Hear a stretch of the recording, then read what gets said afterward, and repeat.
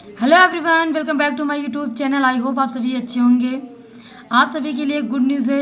Video को last तक आप ज़रूर देखिएगा क्योंकि लास्ट में आपको मैं अपनी गुड न्यूज़ ज़रूर बताऊंगी। आपको ये पता है, आपको नेट जेआरएफ क्लियर करना है तो आपका फर्स्ट पेपर ऑप्शनल होता है, सेकंड पेपर आपका सब्जेक्ट का होता है। आपने ग्रेजुएशन में आपके 3 सब्जेक्ट होंगे। एमए आपने किया होगा तो आपका मेन सब्जेक्ट होगा जिससे आपने एमए किया, और उसी से आपको नेट और जेआरएफ देना होता है। तो आपको नेट जेआरएफ देने के लिए इतनी मेहनत नहीं करनी है क्योंकि आपने ग्रेजुएशन में पढ़ा, एमए में पढ़ा था, थोड़ा सा आपको मेहनत करनी है। आपका ये फर्स्ट पेपर है, मैं आपको फर्स्ट पेपर का आपका सिलेबस दिखा रही हूँ। सेकंड पेपर आपको नेक्स्ट वीडियो में आपको बताऊंगी। फर्स्ट पेपर जो कंपलसरी है, सबके लिए इंपॉर्टेंट है, इसी से आपका जेआरएफ क्लियर होता है। नेट तो आप क्लियर कर लोगे, लेकिन अगर आपका अच्छा मार्क्स आता है तो आपका जेआरएफ क्लियर होता है। जेआरएफ के लिए कोई अलग से कुछ नहीं पढ़ना होता है, ना ही उसका अलग से आपका पेपर होता है। आपको ये पता होना चाहिए कि नेट अगर आपका 120 नंबर है तो आपका नेट क्लियर है, अगर उससे से ज़्यादा हो जाता है नंबर तो आपका जेआरएफ क्लियर हो जाता है। ओके, तो आइए स्टार्ट करते हैं। आपका प्रथम प्रश्न पत्र, आपका ऑप्शनल पेपर। तो आपके फर्स्ट इसमें से आपके 10 यूनिट्स है, 10 यूनिट्स में से हर यूनिट से आपका 5 क्वेश्चन आना होता है। ओके, तो ये आपके फर्स्ट यूनिट है शिक्षण वृत्ति अभिक्षमता, टीचिंग एप्टीट्यूड। तो इसमें चैप्टर है आपका शिक्षण की अवधारणा है। सेकेंड है आपका चैप्टर शिक्षार्थी की विशेषताएं, शिक्षण प्रभावक तत्व, उच्चतर अधिगम संस्थाओं में शिक्षण की पद्धति, शिक्षण सहायक प्रणाली और मूल्यांकन प्रणाली। काफ़ी इजी टॉपिक्स है, सिर्फ इसमें समझना आपको ज़्यादा ये डिफिकल्ट नहीं, बस आपको ऐसा समझना है कि नेट और जेआरएफ में से कैसे क्वेश्चन पुटअप किए जाते हैं, कैसे क्वेश्चन आते हैं। ओके, अगर आपको इसमें से जाना है, इजी वे में आपको देखना है तो आप वीडियो लास्ट तक देखिएगा। अगर आप मेरे चैनल पर नए हैं तो प्लीज़ मेरे चैनल को सब्सक्राइब कर लाइक का बटन जरूर शेयर। आपके सेकंड यूनिट है इसमें शोध आवृत्ति अभिक्षमता, रिसर्च एप्टीट्यूड। ओके, इसमें से भी आपके 5 क्वेश्चन आने। ये आपके लिए अच्छा है कि हर यूनिट से 5 आपको क्वेश्चन आना है।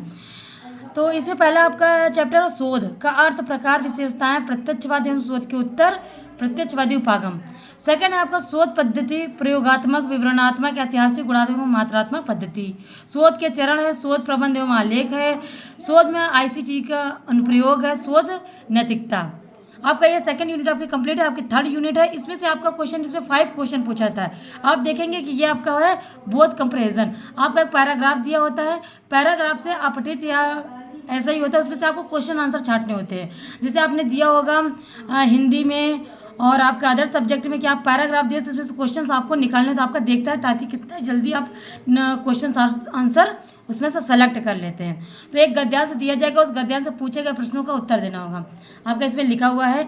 आपका चौथी आपकी यूनिट है, फोर्थ यूनिट संप्रेषण कम्युनिकेशन।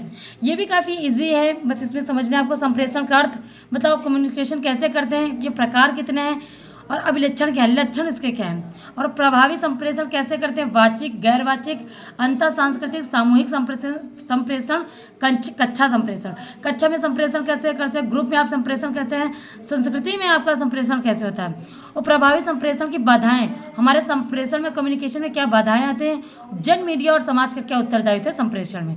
ये आपकी 4th यूनिट कंप्लीट हो गई है। इससे भी आपका 5 क्वेश्चन आना। आपके 5th यूनिट है गणितीय तर्क आवृत्ति अभिक्षमता, mathematical reasoning and aptitude.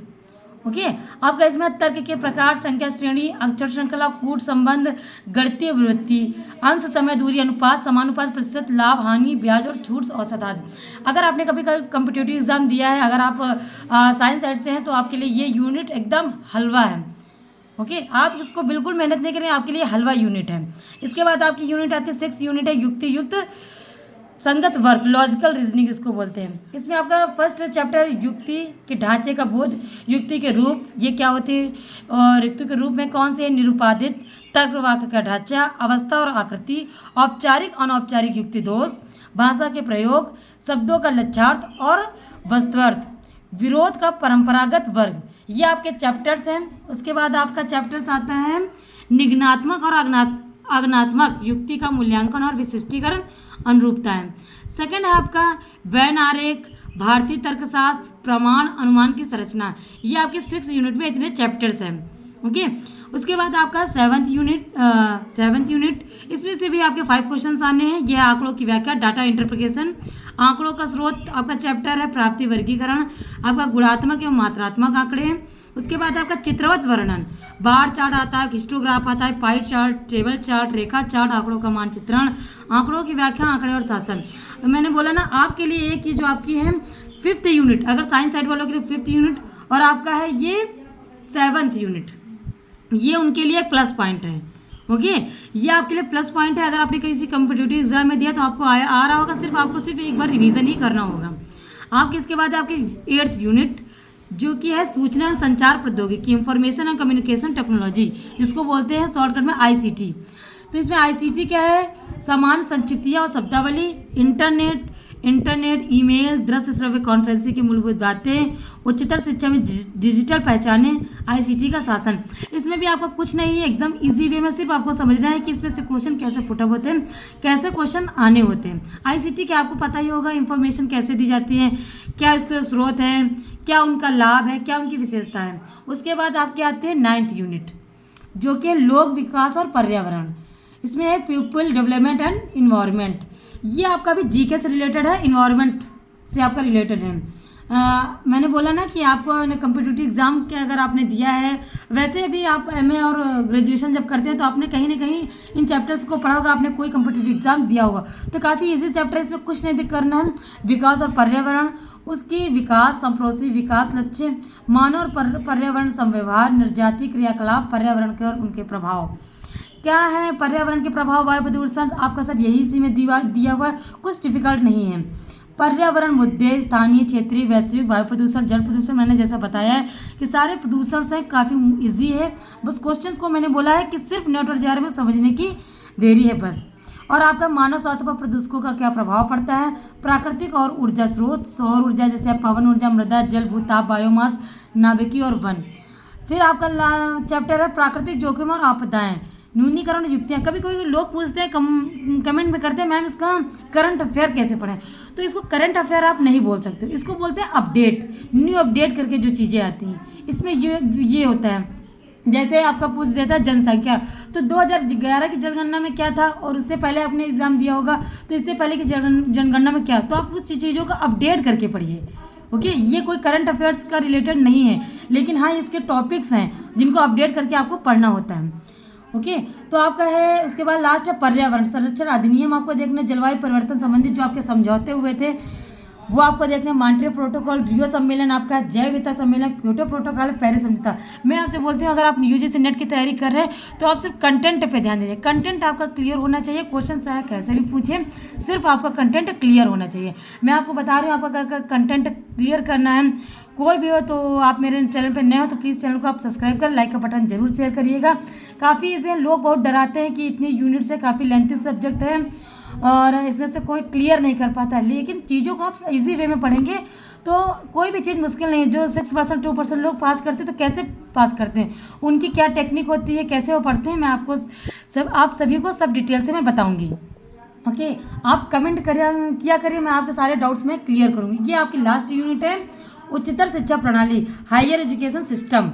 Okay, ये आपका लास्ट आपका यूनिट है फर्स्ट पेपर में। तो इसमें क्या है, उच्चतर अधिगम संस्थाएं, प्राचीन भारत में शिक्षा, पहले शिक्षा की क्या कैसे दी जाती थी, क्या प्रणाली थी, सिर्फ इसमें यही पूछा गया। उसके बाद स्वतंत्रता के बाद भारत में उच्चतर अधिगम और शोध का क्या उद्भव था, ये आपका है। भारत में प्राच्य, पारंपरिक और गैर पारंपरिक अधिगम कार्यक्रम, व्यवसायिक तकनीकी कौशल आधारित शिक्षा, मूल्य शिक्षा, पर्यावरण शिक्षा, नीतियाँ, शासन और प्रशासन।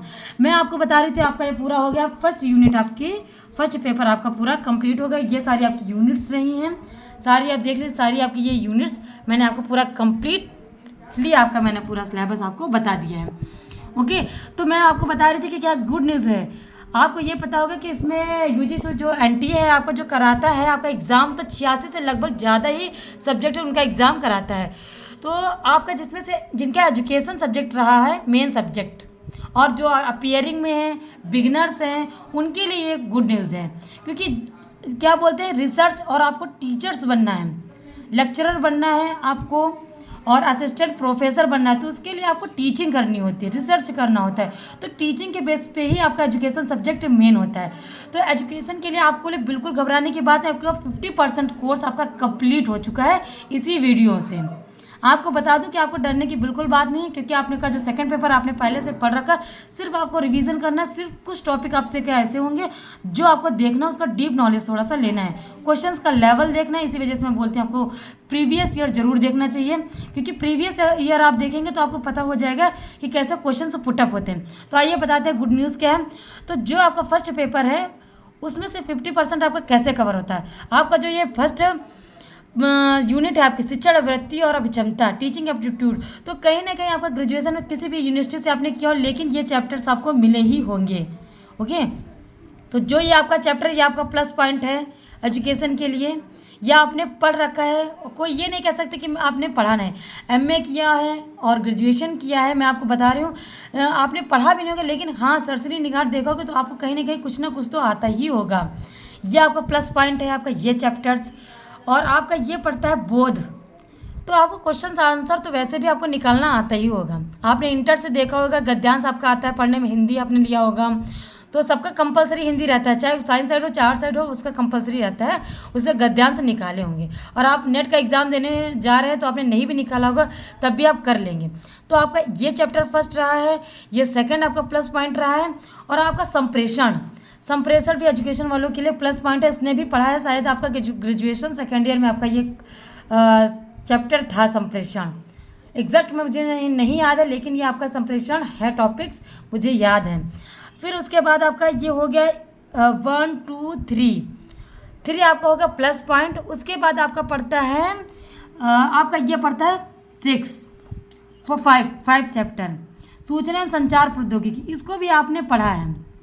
ये एजुकेशन वालों के लिए प्लस पॉइंट है। ये आपका जो चैप्टर है सूचना एवं संचार प्रौद्योगिकी, इसको भी आपने पढ़ा हुआ है। उसके बाद आपका आता है लोक विकास और पर्यावरण, इसको भी आपने पढ़ा है एजुकेशन में। जब मैंने पढ़ा, क्योंकि मेरा भी मेन सब्जेक्ट एजुकेशन रहा, नेट जेआरएफ क्लियर करने में मेरा एजुकेशन ही मेन सब्जेक्ट था, तो उनके लिए प्लस पॉइंट है, क्योंकि उनके लिए काफ़ी ईजी आपने पढ़ा हुआ है। विकास और पर्यावरण आपका है, ये ईवीएस से रिलेटेड है। आपने ईवीएस का भी एग्ज़ाम या कॉम्पिटिटिव एग्जाम दिया है तो आपने ये पढ़ा हुआ है। सिर्फ आपको देखना, अगर आपने नहीं पढ़ा तो जलवायु संबंधी परिवर्तन और कुछ समझौते हुए सिर्फ आपको देखना। और ये तो आपका मोस्टली आपने पढ़ा हुआ है हायर एजुकेशन, क्योंकि ये शायद आपका फाइनल में है और फर्स्ट ईयर में कुछ इसके चैप्टर्स और कुछ इसके फाइनल में हैं। ओके, फाइनल में उच्चतर अधिगम संस्थाएं, प्राचीन वुड डिस्पैच आपने पढ़ा होगा। हंटर के मिशन आपको याद दिला दूं किसमें इसके अंतर्गत है, क्योंकि आप बिगिनर हैं, फ्रेशर्स हैं, देख रहे हैं इस वीडियो को तो आपको पता नहीं होगा। तो मैं आपको बता दूं, आपने ये पढ़ा होगा वुड डिस्पैच, हंटर और कोठारी आयोग, नई शिक्षा नीति 1886 की नई शिक्षा नीति, सब इसी के अंतर्गत ही हैं। इन चैप्टर्स के अंतर्गत आपको कुछ नहीं, सिर्फ आपको यही देखने को मिलेगा। ओके, तो आपके लिए 6 आपके चैप्टर्स हैं, सिर्फ आपको 4 चैप्टर्स देखने हैं। 6 चैप्टर आपके पहले से ही कंप्लीट है। तो आपके लिए हुई ना गुड न्यूज़। तो आपको ये गुड न्यूज़ अगर आपको अच्छी लगी, काफ़ी आपको हेल्प करेगी। और जो लोग डिमोटिवेट करते हैं तो बिल्कुल भी डिमोटिवेट आपको नहीं होना है, काफ़ी इजी है, बस आपको अच्छे से आपकी स्ट्रेटेजी होनी चाहिए यूजीसी नेट क्लियर करने के लिए। ओके, थैंक यू आप watching, thank you for watching my video. And last तक जाते मैं आपको कहूँगी, आपको जानकारी चलो प्लीज़ चैनल को सब्सक्राइब कर लाइक का बटन ज़रूर दबाइएगा।